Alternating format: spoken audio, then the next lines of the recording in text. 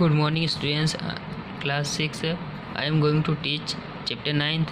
Chapter 9th name is Things Around Us in Science. In this lesson we read we see non-living things and living things, characteristics of living things, about the component. अब इसमें next दे रखा है we see many things around us, हमारे आसपास हम बहुत सारी चीज़ें देखते हैं। अब उनमें से टू टाइप की कैटेगरी हो सकती है, एक तो होती है living things and non living things. इन टू टाइप की कैटेगरीज में थिंग्स को बांटा गया है। अब जो लिविंग थिंग्स होती है उनमें क्या होता है, लाइफ होती है, जीवन होता है। जैसे एग्जांपल एनिमल्स एंड प्लांट्स है ना, ये लिविंग थिंग्स है।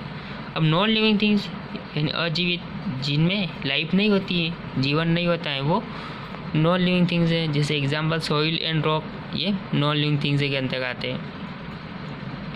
अब हम ये नॉन लिविंग थिंग्स के बारे में डिटेल पढ़ेंगे। Non living things are those which can not move on their one. अब नॉन लिविंग थिंग्स ऐसी है जो खुद एक स्थान से दूसरे स्थान पर नहीं जा सकती और न ही इन्हें ऑक्सीजन की जरूरत पड़ती सांस लेने के लिए। और non living things object they do not life, और इनके अंदर जीवन नहीं होता है और ये इन्वायरमेंट का एक पार्ट होते हैं, इसलिए इनको अबायोटिक कंपोनेंट भी कहा जाता है। जैसे air, soil, light component, temperature, water, ये सब क्या है, नॉन लिविंग थिंग्स है। और नेक्स्ट हम लिविंग थिंग्स की बात करें, थिंग्स विच कैन ब्रीथ, ऐसी थिंग्स है जो सांस लेती है, जो एक स्थान दूसरे स्थान पर जा सकती है, जो बोल सकती है, जो सुन सकती है ना, वो लिविंग थिंग्स के अंतर्गत आती है। जैसे plants and animals are example of living things है। सारे प्लांट्स और एनिमल्स लिविंग थिंग्स के अंतर्गत आते हैं और इन्हीं लिविंग थिंग्स को एक बायोटिक कंपोनेंट के नाम से भी जाना जाता है। अब बायोटिक कंपोनेंट के बारे में पढ़ेंगे। बायोटिक कंपोनेंट क्या होते हैं, और living things can be divide into 3 categories. जितनी भी लिविंग थिंग्स होते हैं उनको 3 कैटेगरीज में बांटा गया है। यानी जैविक category, producers, consumers and decomposers. Producers क्या होते हैं, ये उत्पादक होते हैं, है ना, जो खाना खुद ही बनाते हैं, इनको प्रोड्यूसर कहा जाता है। जो कार्बन डाइऑक्साइड और वाटर और कुछ मटेरियल्स का उपयोग करके अपनी खाना बनाते हैं और एनर्जी उत्पन्न करते हैं। ये जो पौधों में जो खाना बनाने की प्रक्रिया होती है उसको फोटोसिंथेसिस कहा जाता है, जिसमें पौधे खुद ही अपना खाना बना देते हैं। नेक्स्ट होता है कंज्यूमर। कंज्यूमर क्या होते हैं, उपभोक्ता, जो प्रोड्यूसर से खाना लेते हैं, प्रोड्यूसर को खाते हैं, मतलब एक तरह से। अब those organism which depend on plants and other organism, ऐसे ऑर्गेनिज्म जो दूसरे प्लांट्स और अदर ऑर्गेनिज्म को डिपेंड रहते हैं वो कंज्यूमर कहलाते हैं, या इनको हेटेरोट्रॉफ भी कहा जा सकता है। जो सारे एनिमल्स होते हैं कंज्यूमर्स होते हैं, दे कैन सब डिवाइडेड इनटू 3 कैटेगरीज। और कंज्यूमर को अलग अलग कैटेगरी में बांटा गया। एक तो हर्बीवर, जो शाकाहारी होते हैं, जो सिर्फ प्लांट्स खाते हैं, जैसे काऊ, जिराफ, एलिफेंट।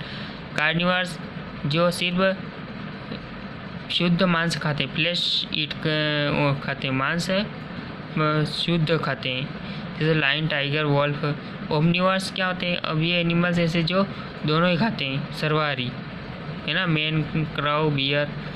और scavengers, animals eat dead bodies, ऐसे एनिमल जो डेड बॉडीज़ को खाते हैं वो स्कैवेंजर्स कहलाते हैं, जैसे जेकास, ईगल्स, वल्चर्स। ये नेक्स्ट दे रहेगा डीकम्पोजर, ये थर्ड वाला अबायोटिक कंपोनेंट है, बायोटिक कंपोनेंट है। अब ये डीकम्पोजर, ये अपघटक है ना।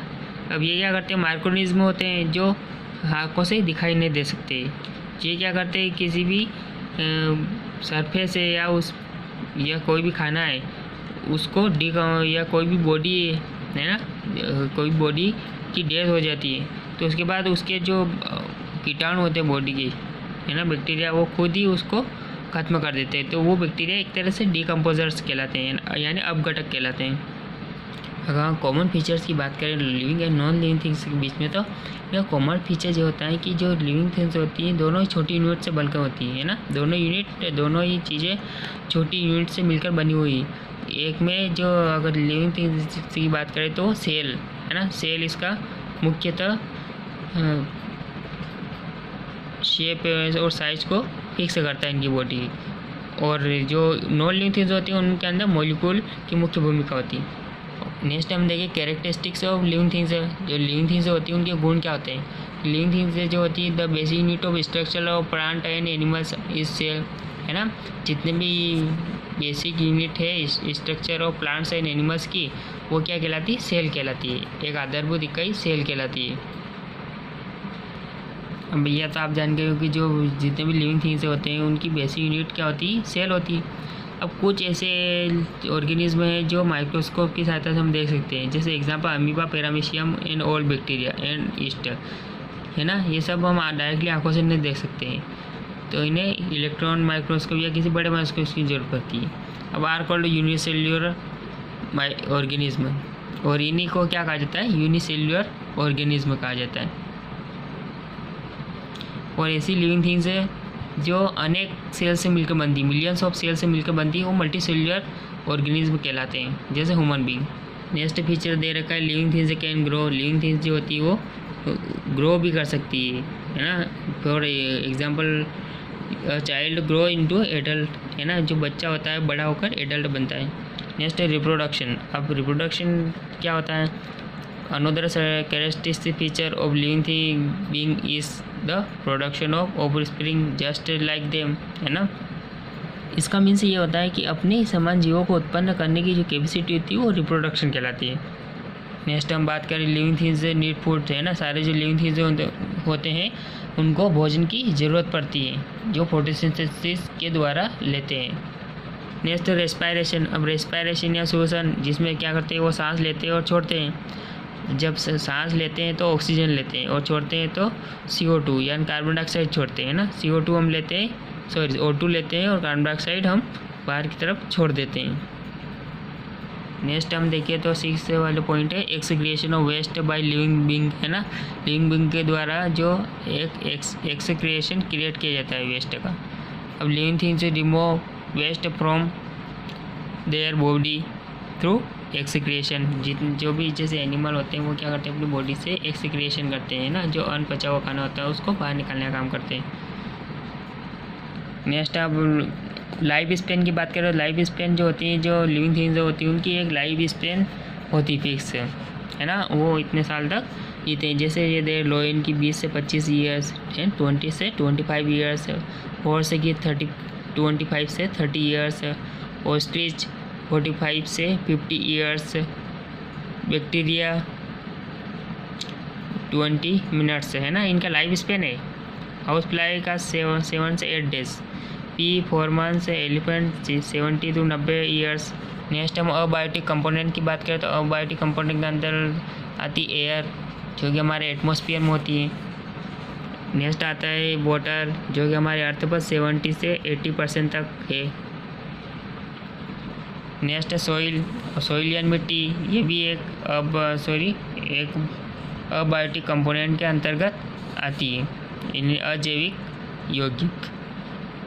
अब soil is the upper crust layer, है ना, ऑफ द अर्थ सरफेस, हमारे अर्थ सरफेस के सबसे ऊपर वाली लेयर कहलाती है, ये सॉइल होती है। सॉइल के अंदर stone, sand, clay, silt, rocks सभी मिक्स रहते हैं। Next temperature. अब टेम्परेचर की बात करें, टेम्परेचर तो heat is our environment is called temperature. हमारे इस इन्वायरमेंट जो गर्मी होती है वो टेम्परेचर कहलाती है। अब heat on the earth is due to the heat sent by sun, और ये जो हीट होती है किसके द्वारा भेजी जाती है, सन के द्वारा भेजी जाती है। नेक्स्ट है फैक्टर लाइट, है ना, जिसमें लाइट के 2 स्रोत होते हैं, एक तो नेचुरल जो हमें सन से प्राप्त होती है और हम आर्टिफिशियल रूप से भी लाइट को प्राप्त कर सकते हैं। नेक्स्ट अब हम क्वेश्चन आंसर पे आ जाते हैं।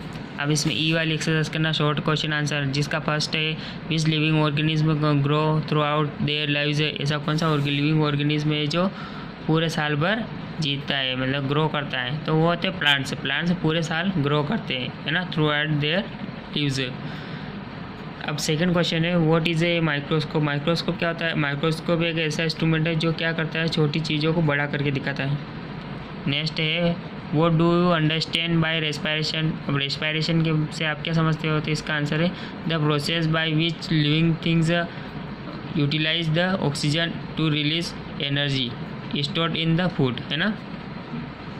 जितने भी लिविंग थिंग्स होते हैं वो ऑक्सीजन को यूटिलाइज कर लेते हैं और एनर्जी प्राप्त करते हैं। नेक्स्ट 5th वाला क्वेश्चन है, give an example of stimulus and response. अब स्टिमुलस और रेस्पॉन्स आप क्या समझते हैं, तो इस पर एग्जाम्पल, अब मिमोसा को एक टच मी नोट भी कहा जाता है। ये क्या करता है, इमिडिएटली कर्ल कर देता है अपनी जो पत्तियाँ होती हैं, जैसे उनको हम छूते हैं तो जल्दी से कर्व कर लेता है, यानी मोड़ लेता है अपनी पत्तियों को।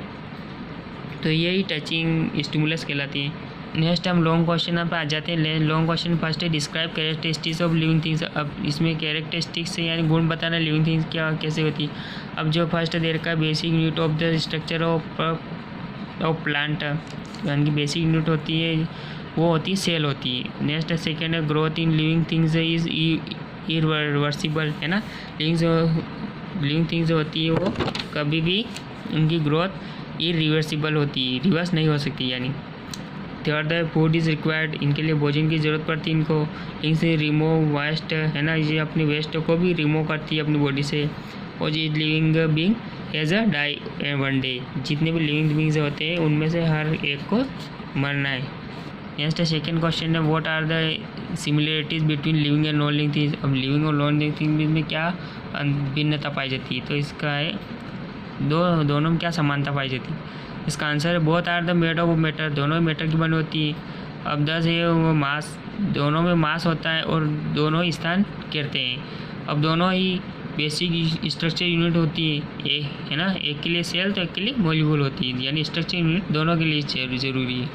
नेक्स्ट फोर्थ देखा, how do plants show movement with a response to stimuli, है ना।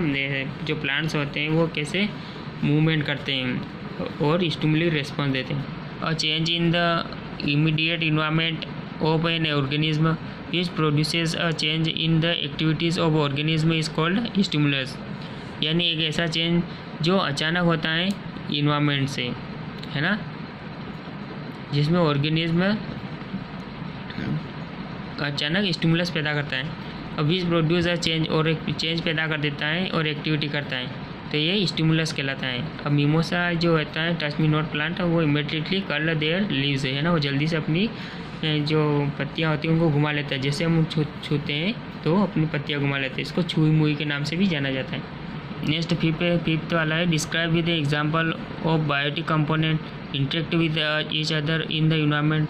अब बायोटिक कंपोनेंट के बारे में बताना है जो हमारे इस इन्वायरमेंट में एक दूसरे से इंटरेक्ट करते हैं। तो इसका आंसर है, जैसे एयर में जो ऑक्सीजन होती है वो प्लांट इमिट करते हैं ना, प्लांट छोड़ते हैं ऑक्सीजन और CO2 लेते हैं। प्लांट्स क्या करते हैं, ऑक्सीजन छोड़ रहे हैं और CO2 ले रहे हैं। इसका उल्टा ही एनिमल क्या करेंगे, जो O2 को लेंगे और CO2 को छोड़ देंगे। तो इस टाइप से दोनों एक दूसरे के लिए वो इंटरेक्ट रहते हैं, यानी आकर्षण एक दूसरे के लिए। नेक्स्ट 7th वाला क्वेश्चन है, ये लास्ट क्वेश्चन है इस लेसन का। How is respiration in animals different from that in plants. जो भी एनिमल्स होते हैं वो रेस्पायरेशन कैसे करते हैं और प्लांट से अलग रेस्पायरेशन होता है उनमें। जैसे इसका आंसर है, animals gate O2 from the air, है ना, एनिमल्स जितने भी होते हैं वो O2 लेते हैं एयर से और O2 को लेकर प्लांट्स O2 को इमिट करते हैं, और इमिट यानी उत्सर्जित करते हैं ना। अब बिकॉज दे टेक CO2, क्योंकि वो प्लांट जो होते हैं वो एटमॉस्फेयर से CO2 लेते हैं, O2 रिलीज़ कर देते हैं। अब which is ब्रीथेड out by the environment, और वो इन्वायरमेंट छोड़ देते हैं। अब which is ब्रीथेड out by the animals, और जो एनिमल्स के द्वारा छोड़ी गई CO2 होती है वो प्लांट से ग्रहण कर लेते हैं। इस टाइप से इन दोनों का साइकिल चलता रहता है। तो ये इसका लास्ट क्वेश्चन का आंसर था। ये लेसन आपका कंप्लीट हुआ। नेक्स्ट लेसन कल करेंगे। आप अपनी कॉपी साथ साथ में कंप्लीट करते रहिएगा। Thank you.